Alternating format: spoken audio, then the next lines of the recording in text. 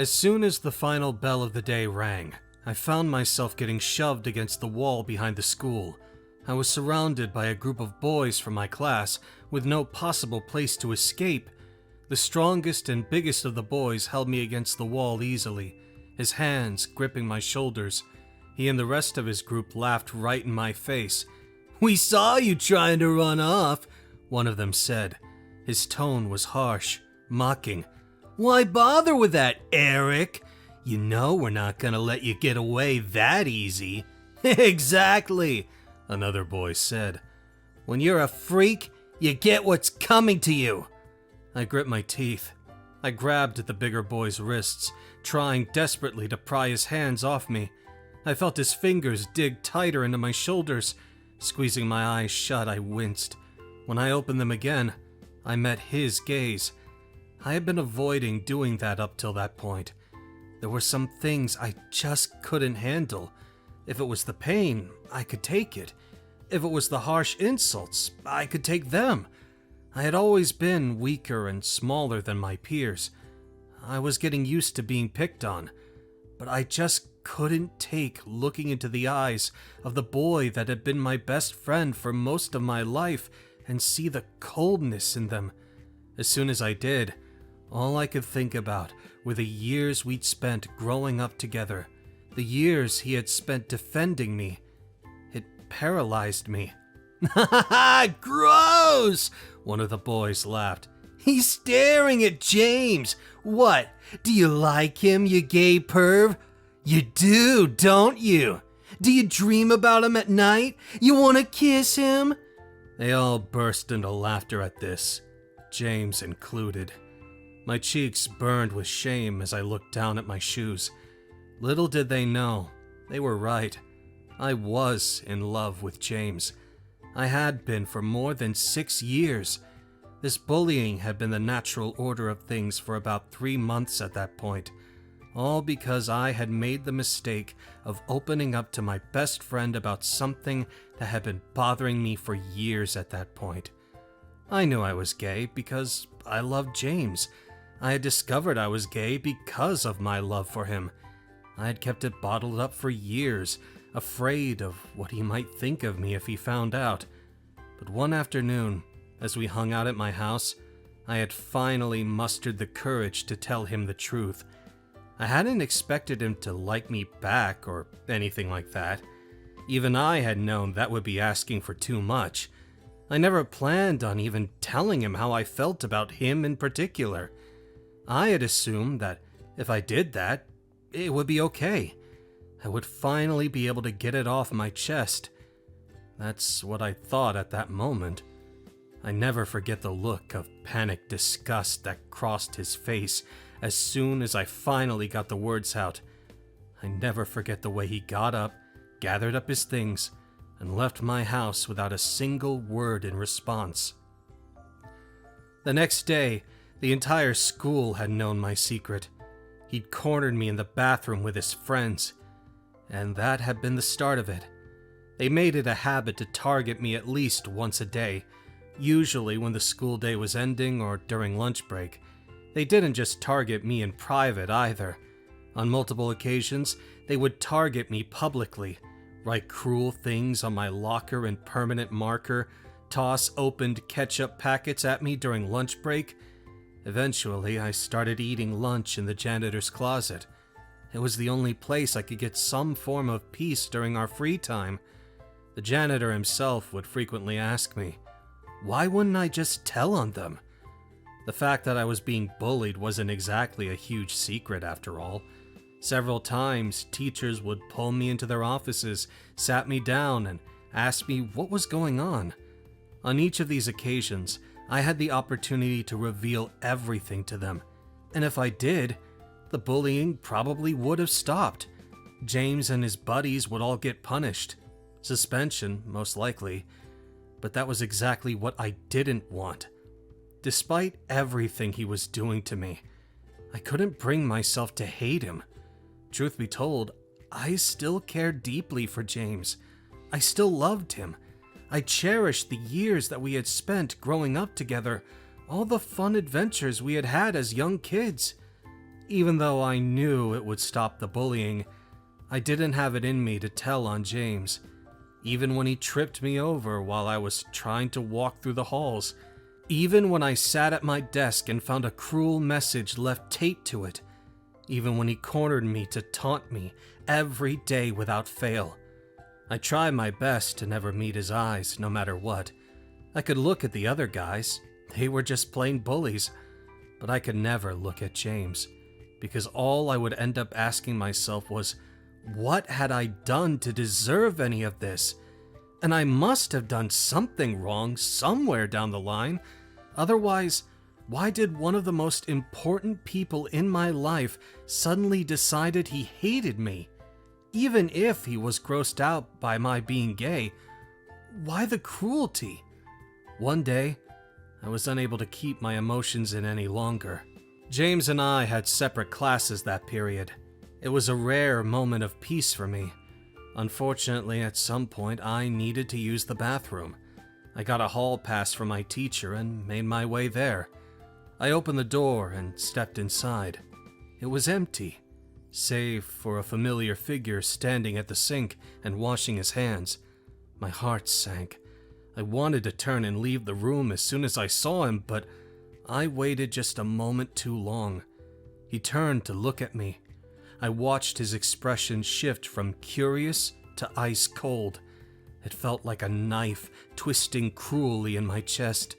He turned back to washing his hands. Is he just going to ignore me? I thought. If that was the case, then I could deal with that. I just pee and leave. I really needed to go after all. I stepped up to the urinal and did my business. I was keenly aware of his presence. Even after he finished washing his hands and had shut the faucet off, he didn't move from his spot. I didn't need to look back at him to know he was staring at me. I could practically feel his eyes boring into the back of my head. When I finished, I immediately turned to leave the bathroom. "Not gonna wash your hands?" he called out to me. I flinched. Just what was he trying to do here? Taking in a deep breath, I turned and walked over to the sink. I kept my eyes fixed on the tile floor. My body felt tense. I focused solely on the sink, solely on the water and soap on my hands. Just wash as quick as you can and get out of there, Eric, I chided myself. Suddenly, James reached out and turned on the tap in front of him. I heard a light scraping noise as he extended the faucet, and in the next instant, I felt a spray of cold water all over my front. I yelped in surprise and held my hands up, trying to shield myself. He kept the spray of water pointed at me for a few seconds before he finally put it back in its original position and switched off the spray. I looked down at my shirt.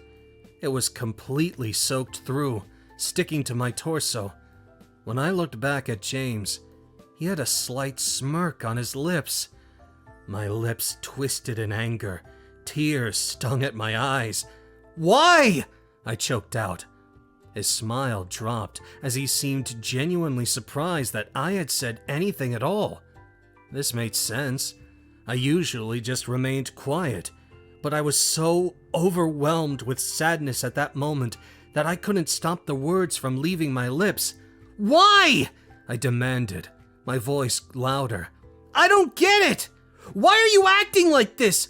All I did was tell you the truth. If you don't want to be my friend anymore, then that's whatever. But why are you doing this to me? What did I ever do to you?" My words bounced and echoed off the walls. James stared at me, going from surprised to genuinely stunned. I knew why. He knew me well enough that I never had outbursts like that. Just knowing that fact made me even angrier. "Answer me!" He managed to stop gaping at me and clenched his jaw. "You're a freak, that's why," he said, looking away from me. "I want to completely erase the fact I was ever friends with you at all." With that, he turned and walked out of the bathroom. I stared at him in shock, turning his words over and over in my head. That hurt me more than anything he had ever done to me, and more than anything he could possibly ever do to me. Or so I thought. Following that day, the bullying got even worse. It was as if he was trying to punish me for daring to show how hurt I was, for daring to ask him why he was tormenting me like that. I wasn't given a single second to breathe. Before, I was at least able to get a moment to breathe when I spent time alone in that closet, but after that day they found out where I hid and would always catch me before I got there. The bullying started to get more physical as well. Taunting and cruel words turned to pushing and shoving. I would go home with bruises forming on my sides. And as much as I tried to hide it, it only made sense that people around me were starting to notice. My parents, of course, could tell that I wasn't as happy as I used to be. I just told them that James and I had had a fight, which technically wasn't untrue, and that we would sort it out. But once they started to notice me coming home with faint purple bruises blooming on the side of my face, I knew it was only a matter of time. That time came when they cornered me on my way to a lower floor. School was over, but not everyone had gone home yet. I walked as fast as possible, hoping that I could avoid them if I left the school as soon as I could. I turned to head down the next flight of stairs when I felt a hand grab my shoulder and pull me back. I looked back to see James staring at me angry. "Where do you think you're going?" he demanded. "Dude, just leave me alone." It was a request, but I couldn't stop it from sounding like a plea. "I'll never look at you again if that's what you want, but just stop."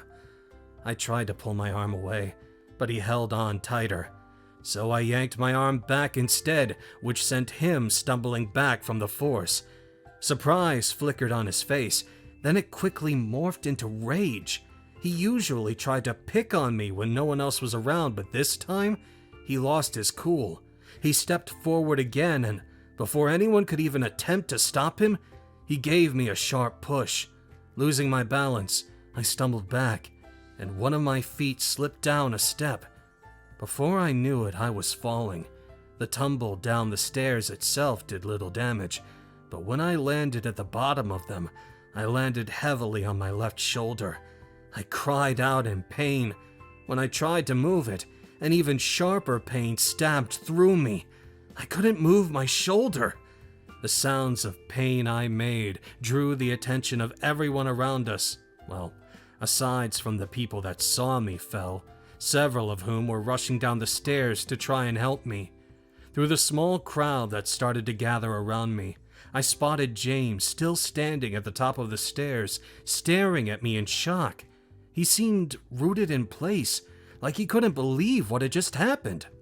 It was only when one of the girls trying to help me up turned to him and yelled, "What the hell are you doing?" that he snapped out of his surprise. And then, as if none of it had happened, he rushed down the stairs, past me, and left the school building. He left, but even he must have known there was no way for him to get away with what he'd done. For one thing, my parents had definitely wanted an explanation for why their son, who had been perfectly healthy when he'd left for school that morning, came back home with his arm in a sling. When they learned the reason, James's own parents were called, of course, and it turned into a pretty big thing. I knew there was no way to protect him at that point, nor did I have much of a desire to.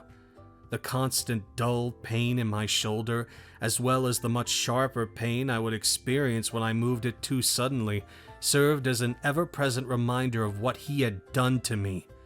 James and the rest of his friends got suspended, though James's suspension was for a month, while the others got 2 weeks. My parents wanted him expelled, but I insisted that he would learn his lesson from a month. I saw that as a final acknowledgement of all our years of friendship. While James was gone, I experienced a month of peace for the first time in what had felt like an eternity. A big anti-bullying/LGBT+ positive campaign was organized by our student council. I wasn't all too comfortable with so many people knowing my name and face, but most of them were nice, so I was able to deal with it. When James returned from his suspension, things were certainly not as good for him. He was shunned for what he had done, even by his friends who had spent the 2 weeks before he returned convincing everyone that he had manipulated them into bullying me, and that they hadn't been active and willing participants. Of course, I knew this wasn't the truth, and I would admit, part of me was still sad to see James shunned by our classmates, but I made no effort to try and clear his name.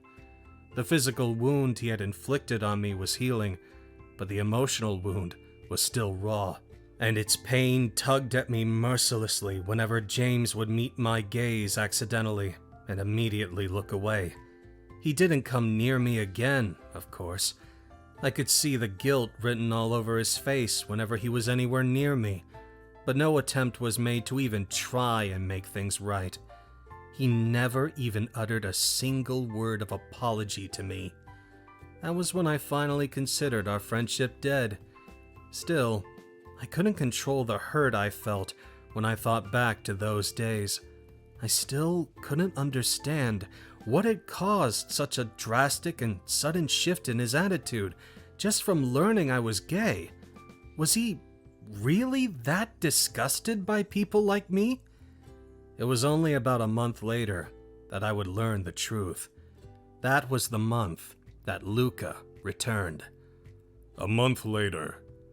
Once upon a time, up until James and I had been preteens, there had been one more person in our group, James's older brother, Luca.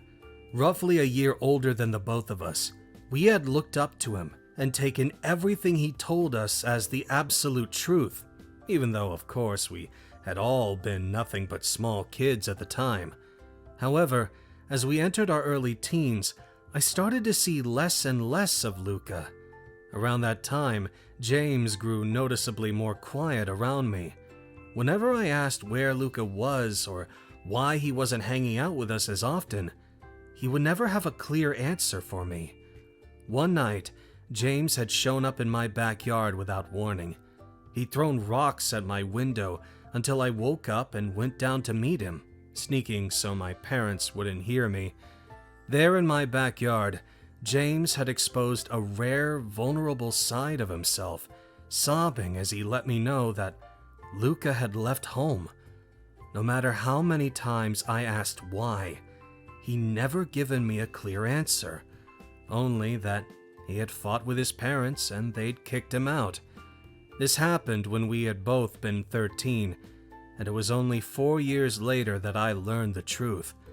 About a month after James returned from his suspension, I found myself needing some medical attention.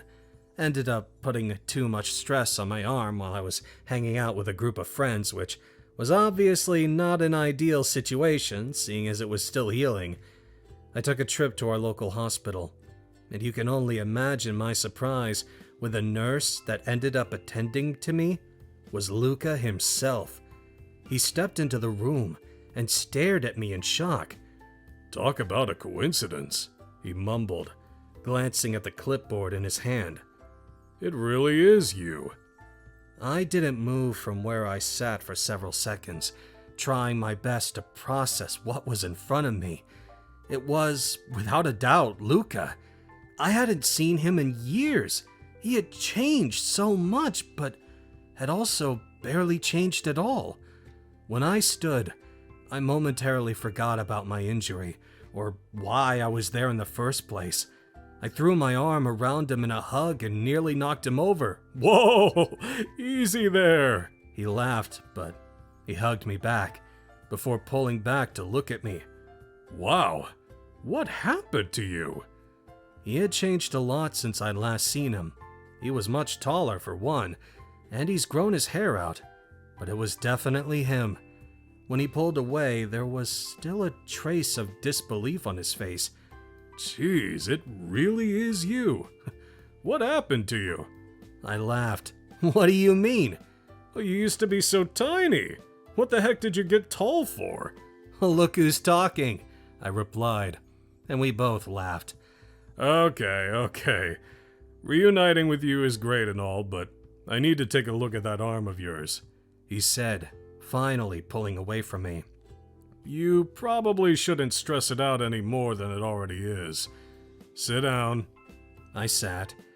Things were quiet for a bit as Luca took a look at my arm. I tried to appear calm, but a million questions were roiling in my head like a restless storm. Eventually, he sat back.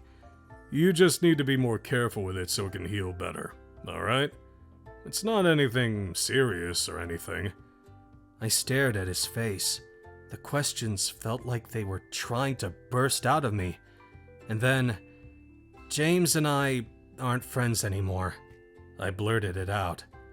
Luca stared at me in surprise. I don't know if you know that, I added quietly. How long have you been back? A few weeks. James and I haven't spoken yet. I haven't been home. He frowned. What happened? I explained how he had bullied me, and even how he had been the cause of my injury. His confusion morphed into visible horror. He did this? He was in disbelief. Why? I glanced at Luca and felt a tinge of fear. I remembered how James had reacted when I first told him the truth about my sexuality. Luca was his older brother. It was entirely possible that he would react in a similar way. And if he did, that would be the end of it. He didn't go to our school, so it wasn't like he would be able to bully me or anything. I'd just end up losing another friend. As much as the idea of losing Luca so soon after we'd been reunited hurt me, I didn't want to walk on eggshells, worried about what would happen if he found out. Well, the thing is, I'm gay, I finally answered. And I told James that. He started bullying me pretty much the moment I told him that. Silence. I felt a twinge of fear, mustering up the courage to turn and look Luca in the eye. He was staring at me in shock, and then that expression fell into a deeply sad one. Oh, that's why? He sighed, pinching the bridge of his nose. James, oh God, that doesn't make any sense. Why would he? I frowned. It didn't make sense? What did he mean? I watched him shut his eyes, and a look of pain flickered across his face. Did James ever tell you why my parents kicked me out? He asked me. No, I answered. Why? Luca sighed and breathed in a deep breath, leaning back where he sat. Well, my parents kicked me out because I'm also gay. He smiled sadly. And they never liked that. I stared at him in shock. I was stunned into silence as he began to explain what had been happening in the home of my two closest friends. James and Luca's parents had found out Luca had a secret boyfriend at school, which was how they'd learned of his true sexuality. From that point on, Luca had experienced all sorts of abuse from them.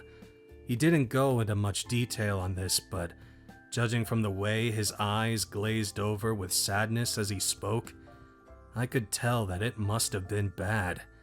And according to him, James had witnessed all of it. They tried to force me back into the closet, he explained. Like I could just stop being gay. He smiled bitterly. But I wasn't willing to play along. We fought and fought and fought. I acted out, stayed with my friends for sometimes weeks on end because I didn't want to be home with them.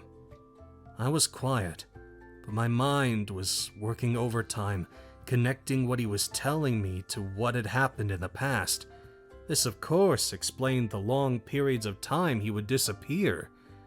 And then one day, he continued, I got back home, and my stuff was out on the street. They told me to get out, and I did. He stopped for a second.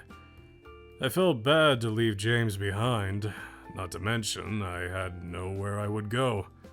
But I couldn't stay here any longer, so I left. I went and finished my studies in another town, but I figured I'd come back and take care of the people who need it back home.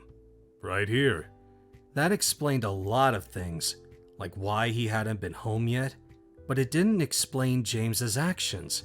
If anything, it made them even more confusing. If he had seen what Luca had endured from his parents for his being gay, why would he act like that towards me? Did he think his brother deserved everything that had happened to him? Well, surely that wasn't the case. Was it? We both mulled over it for a few minutes together, but we came up empty. Luca had to get back to work, and I needed to get back home, so we parted ways for the day. Not before we exchanged our contact information, though. We stayed in contact, mostly trying to work out the next time we would be able to see each other. I wanted us to talk more, about James and about other things too. A few days later, something strange happened at school. I arrived and found a group of students gathered around someone's seat, James's seat. I didn't approach, but out of curiosity, I glanced over as I walked over to my seat and I caught a glimpse of James, hunched over in his seat, with a purple bruise under his eye. What the heck? Had he gotten into a fight? A girl beside me noticed my confusion and leaned in to explain to me.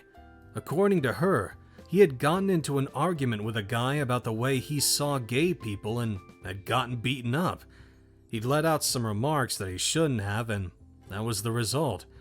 "Serves him right," she mumbled. "After everything he did to you, he deserves a taste of his own medicine." I didn't say anything in response. Part of me felt a bit bad for James, but it wasn't really any of my business. I didn't want to get involved. Following that day, Luca and I would hang out as often as we could. He offered to help me get used to living life as an openly gay guy. My parents, who also hadn't known the details of why he'd left, were happy to see him back in town, but not as happy as I was. I was so happy, in fact, that it only took some time before my feelings for him grew rather complicated. Luca had always been the cool one in our group, and even now that we were older, that hadn't changed.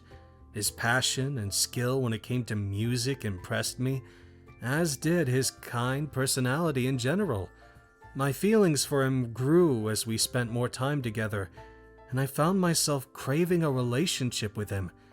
At the same time, the story of James's fight continued to spread around the school, and eventually, a description of the guy who had supposedly beat him up got to me. To my shock, it was a perfect description of Luca. He had been the one to do that to James? My affection for Luca quickly got mixed with worry. Was it possible that Luca did have James's violent tendencies after all? About a month and a half after Luca returned, I confronted James. I saw him enter the bathroom after school and, sensing an opportunity, I followed. He was at the sink, washing his hands, just like he had been on that day weeks before. But when he turned and saw me, I saw anxiety flash over his features. I was sure it was obvious that I wasn't in there to relieve myself. "What do you get from being a coward?" Since we were alone, I got to the point. "Are you just never going to talk to me again?" James scowled and dried his hands. "What is there to say?" he mumbled. I'm sorry to start with?" I walked up to him, blocking his way out of the bathroom. "And you could also explain why you treated me the way you did when your own brother is gay. Do you hate Luca too?" James winced like I had hit a sore spot. "Even if I explained," he said, not meeting my eyes, "would you even forgive me?" "I don't owe you forgiveness, not after everything you have done, but you owe me an explanation." I gestured to my shoulder. By that point, I didn't need the sling, but the doctors told me moving it could be slightly uncomfortable for a long time. James looked down. He sucked in a slow breath and shut his eyes. "I'm not straight," he finally said. His voice was so quiet, I was sure I must have misheard him. "Excuse me?" I stared at him in disbelief. "I'm not gay either," he added quickly. "I like girls, but I like guys too. I'm pretty sure. I liked..." He paused as he met my gaze again. He was taller than I was by a few inches, but in that moment, he looked unbelievably small. "I'm pretty sure I liked you, Eric." It was the first time he had said my name without a tinge of mockery in months. "You're kidding!" I breathed out a laugh of disbelief. "Do you think that's funny?" James sighed. "See, I knew it was pointless to tell you. But yeah, I liked you. I have for years now, and I hated it. After seeing what my parents did to Luca, I was terrified of them possibly finding out and doing the same thing to me. I still am. They see him as nothing but a failure, a disgrace. I thought if I could just keep it hidden, then it would be okay. But then you told me you were gay, and I saw the way you were looking at me that day. I got so happy. And then I got terrified, because if you felt the same way about me..." He sighed in frustration, rubbing a hand over his face. "I don't know. Everything suddenly became very real. Me liking guys and stuff. I didn't want anything to do with that. I didn't want anyone to find out about that, so..." He trailed off. "You lashed out at me because of your fear," I said, filling in the gaps. James didn't answer, but the guilty expression on his face told me everything I needed to know.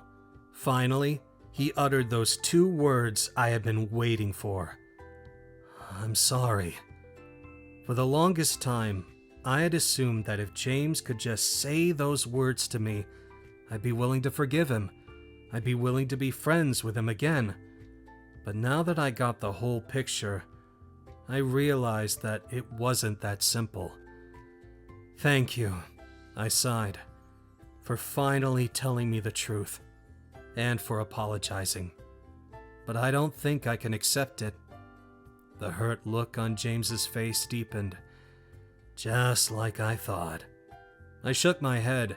"You were scared of what would happen. I get that, but you hurt me too. A lot. And it was more than just the shoulder. Even after that, it took me cornering you in here to get this apology out of you." "Luca said almost the exact same thing," James muttered, looking down. "You guys have been hanging out, haven't you?" I sucked in a slow breath. "So it's true then? Luca was the one who beat you up like that?" I asked. James snorted out a quiet laugh. "He didn't beat me up. That's just the rumor mill working. Luca's a softie. He just popped me that day because he was disappointed in me." He smiled bitterly. "And can you really blame him?" I was unsure of what to say to that. I knew they had that kind of relationship. Even when we had been younger, James and Luca would often roughhouse and fight. Had it really just been his disappointment in James that had caused him to do that? James seemed to believe that it was. He and I parted ways on that note that day. We hadn't been able to mend my friendship, and I couldn't say that James's confession made me feel any better. But it did give me something that I had been longing for. Closure. The same evening, I messaged Luca and asked if he wanted to meet me. I wanted to talk to him about everything, about keeping this away from me. Maybe, I added in the message, we could treat the meeting as a date. Luca didn't reply for a long while, and I worried that I might have overstepped. After all, what if I'd misunderstood his kindness? But then, an hour later, I received his call. He apologized for not answering earlier and told me that they'd just gotten a break. So I tried again and felt the familiar nervousness in my chest. but it didn't feel as dreadful as it felt in the school or whenever I saw James. It felt nice and something natural. So? He agreed, and I could hear a smile in his words. Want me to explain? That would be kind of you, I replied, a little amusement in my tone. I am sorry, he said first, and I could hear the familiar guilt in his tone. I shouldn't have, but I needed to have that conversation with him. It's all right, Luca. We can talk. This evening, then? How about 8? I smiled. That'd be nice. I will come pick you up? I hummed. That'd be nice. Soon, Luca and I started to date officially. I quickly learned that my worries of Luca being a violent person were for naught, as he remained as sweet as ever to me. His apartment quickly became a second dwelling for me. As for James, he remained withdrawn for most of our senior year. Eventually, he began to make friends again, but it was clear that he had changed a lot. He was even different from how he had acted before our falling out. He started talking to Luca again as well. While we never became friends again, I held no ill will for him at that point. Enough time had passed, and while he had definitely hurt me, those wounds were healing. Sometimes, in the crowded hallway, our gaze would meet for a second, and silently, I would wish him the best on his journey through life. The end. What is your opinion on parents disowning their kids because of their sexuality? Thanks for watching. Consider subscribing to become part of our rainbow force and stay wholesome.